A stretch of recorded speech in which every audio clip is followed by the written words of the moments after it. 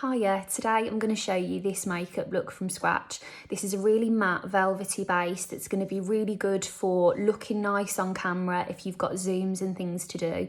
It also sits well under a mask, so it's kind of long wear makeup suggestions, but also a few little tips on how to get a slightly more lifted complexion look using your usual blush and bronze, but in a slightly different place. So I hope you enjoy. Okay, so I'm going to start with the CC Cream Oil Free Matte, which, to be honest, you probably haven't seen me use that much because I always go for a radiant glowy finish. However, if you want something to last under your mask, or for me at the moment, we're doing a lot of masterclasses and things from home with a ring light on. If you have a really luminous foundation with your ring light, you can find that you need to top it up all day, whereas this oil-free matte finish, once it's on, you can kind of relax for the day, to be honest.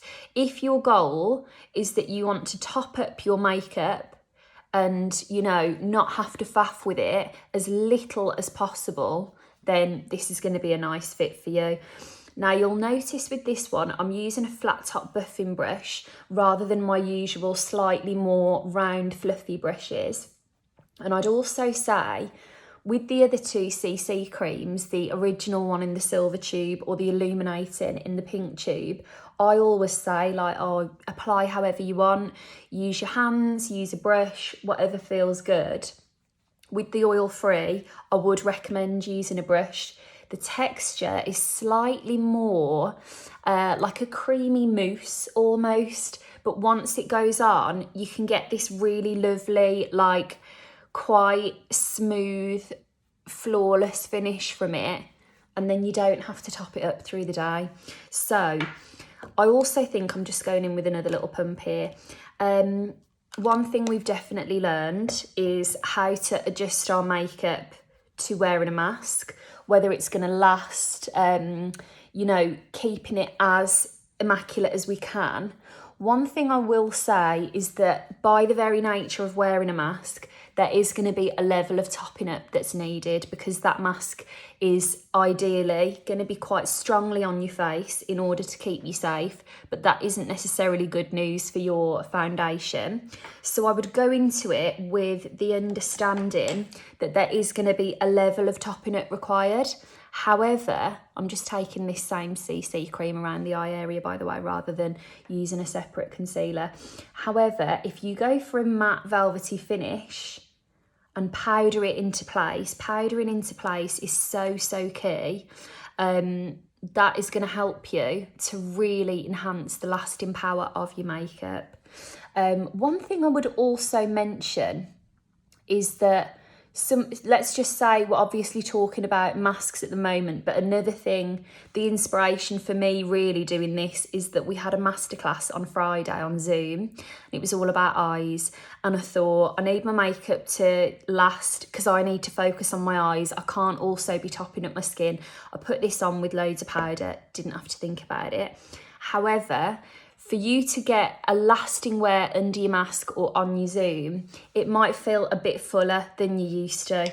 So I would just go into it knowing that it might not necessarily feel super fresh, really lightweight, could feel a little bit more coverage than perhaps you're used to, but that will ultimately prevent you from needing to top up. So you can kind of see it as like it's 6 of one, half a dozen of another. I don't know if that was the right analogy actually, but do you know what I mean? It's the compromise that you'll reach. Now, side note, speaking of powdering, this little Laura Mercier powder puff. I don't know about you, any powder I get that has one of these, I just put that to one side. I always keep them because I think they're really good for, say if you're a makeup artist, if I was leaning on your face to like do your eye makeup or something, that pouch is really nice that my hand isn't disrupting the makeup underneath, so I do always hold on to them. But I would never think of using that for my powder, I would just use a brush. So on a Laura Mercier Zoom last week, they showed us that their technique, I've got loads of powder there, so I'm trying to be really gentle. I'm actually just, you know what I'm going to do?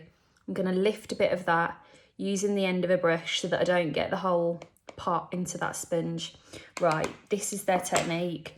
they tell you to get your powder in the middle of the sponge and then just make lots of little folds to spread that powder, gosh, all the way around.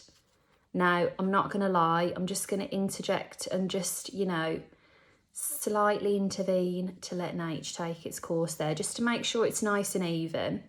But you're going to get that all the way around the brush and then fold it the other way and use that little shape. Obviously this looks really heavy, but I'm going to buff it out.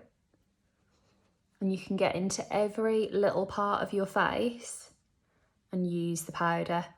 Now, that is a Laura Mercier technique. You can use that with any powder that you've already got. Now, as you can see, that has really made this look like a completely full, really velvety finish. But you know what? It's not going to move. And that's a really good little technique that you could be doing if you're taking your mask on and off. And do you know what they said as well, which was really true? If you kind of preload that with a bit of powder and maybe you've got a little pouch or something, you could put it in your bag. You don't have to carry a load of things around. You could just keep that with you and top up where you need. And also, I've just bought it over while I knew I was going to do this. If you then, with your little reusable sponges, cotton rounds, flannels, things like that, pre-soak it in a bit of stain remover. This is the one from Melior, a brand I told you about the other day. They're a lovely social enterprise. Products are great for cleaning the house.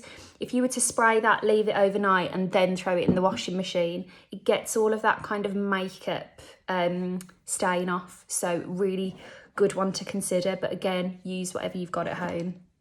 Okay, so nice and flawless, velvety matte all over. Another thing I wanted to show you today that obviously I've been seeing on TikTok, I'm obsessed, is I've noticed, I'm going to go in with my It Girl Beauty book by the way, I've noticed that lots of people that are doing kind of, not contouring, but those added framings of the face are going that bit higher to give the illusion of a natural kind of skin lift.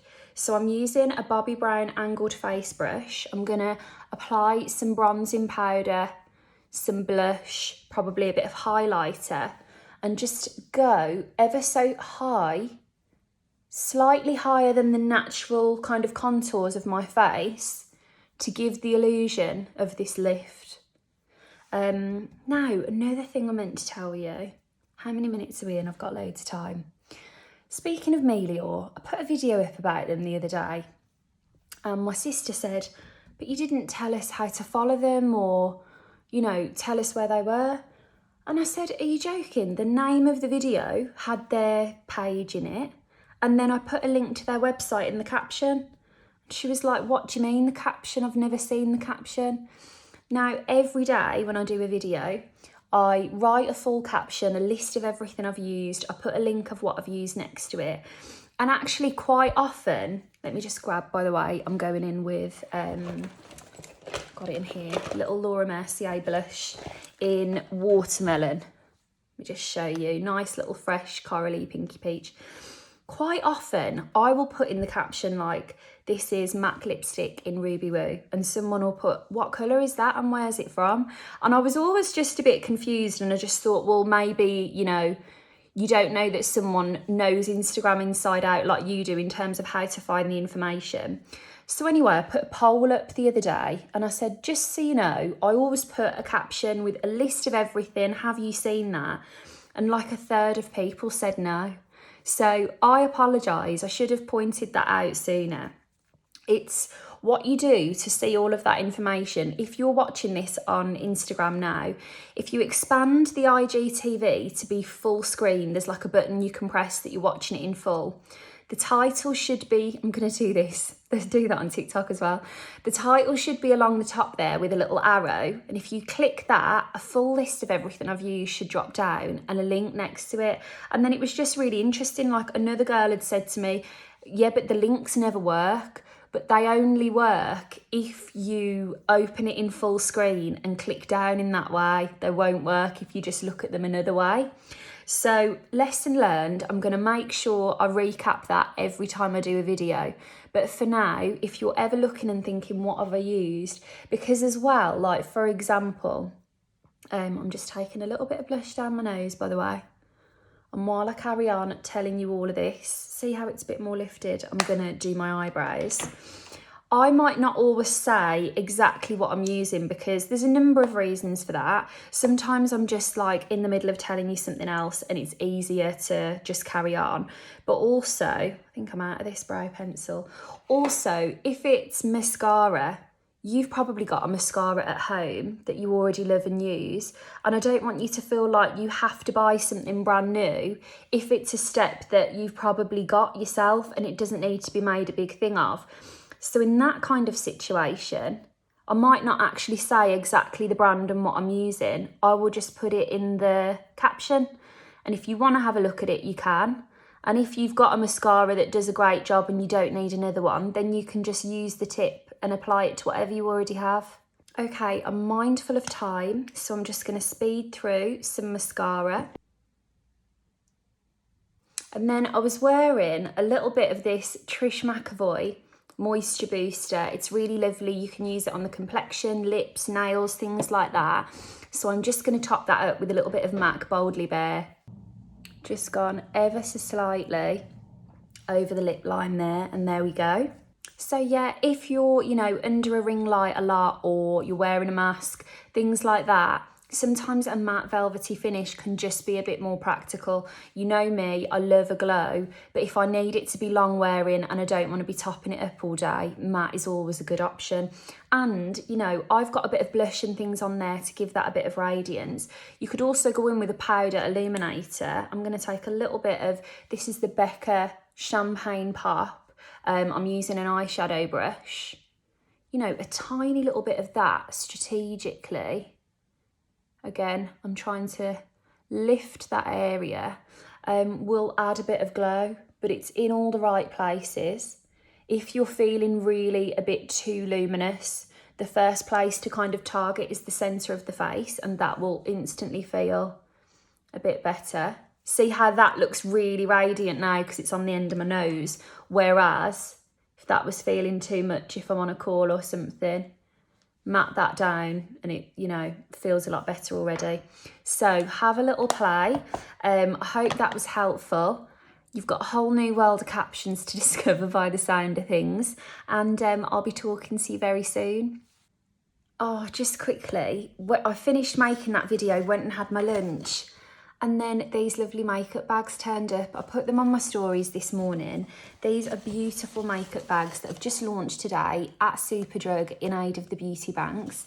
If I haven't mentioned the beauty banks to you before, it's a charity that Sally Hughes and Jo Jones set up and they run with Lauren. And essentially this charity provides basic hygiene supplies to people in all kinds of areas, whether it's hospitals, homeless shelters, schools.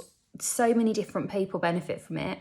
And essentially they've launched these makeup bags today. They're $4.99 each. You can get them in Superdrug, and there's 4 different designs I'll show you, but every penny of net profit goes straight to the charity.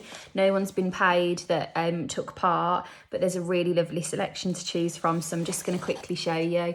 You've got Sam & Nick's bag, which is a kind of step back in time, lovely kind of club theme bag. You've got Sally's, which is a really classic, traditional, almost like a fragrance bottle print in a makeup bag. You've got Gary's, which is this lovely explosion of colour, really vibrant, lovely. And then you've got Cher's, which is this lovely kind of hippie, happy bag that really reminds me of, she always does like the live videos on a Sunday morning. But they're really lovely. And one thing actually, let me just show you, because it was the first thing I thought to do. They're quite big and long, and like one of the most annoying things is when your makeup brushes are like not able to lie flat. But if I just grab a handful, which especially features the French Boutique blush brush from IT Cosmetics, which is really long from top to tip, and they all sit really comfortably. You've still got loads of room. They're not touching the end, so you'll get absolutely lots in there. But have a little look. It's all for a great cause, and they're really lovely. And that really is the end now, and I'll talk to you soon.